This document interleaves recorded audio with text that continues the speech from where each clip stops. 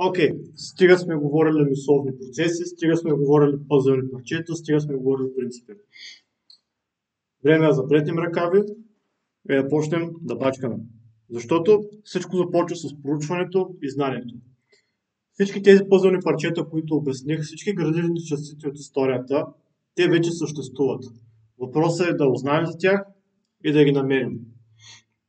За много брандове най-адекватният начин да получиш продукта е, когато проведеш интервю с фаундъра, разбереш неговото защо е създал продукта, през какво е преминал, как е избрал съставките, защо ги е избрал. И когато знаеш тези неща, можеш да отключиш всички различни емоции около дадения продукт, всички различни пъзълни парчета и да ги съчетаеш в едно цяло, така че клиента да резонира с бранда и рекламата да го изкефи от сърце. Втория начин за проучване, който аз ползвам най-често, за 95% от времето, е с ChatGPT.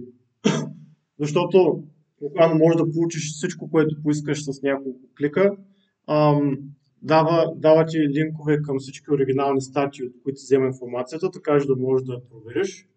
И става бързо, лесно и понякога даже за 10-15 минутен VSL може да отнеме по-малко от 1 час цялото проучване.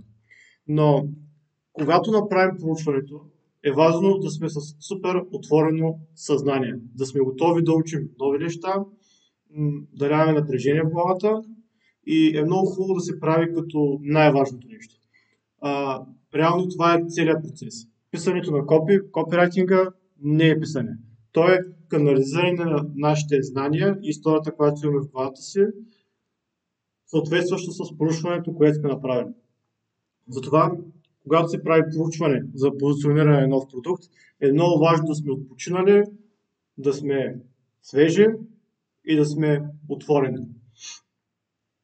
Най-хубаво е да се прави след като сме си спили кафето сутринта, или след като сме ходили на фитнес, или така нататък. Просто трябва да сме отпуснати. Важното е, когато научим всичките различни истории по един продукт и свършим с това зададен въпрос на ChatGPT, да започнем да правим нещо друго и да забравим това, което сме правили.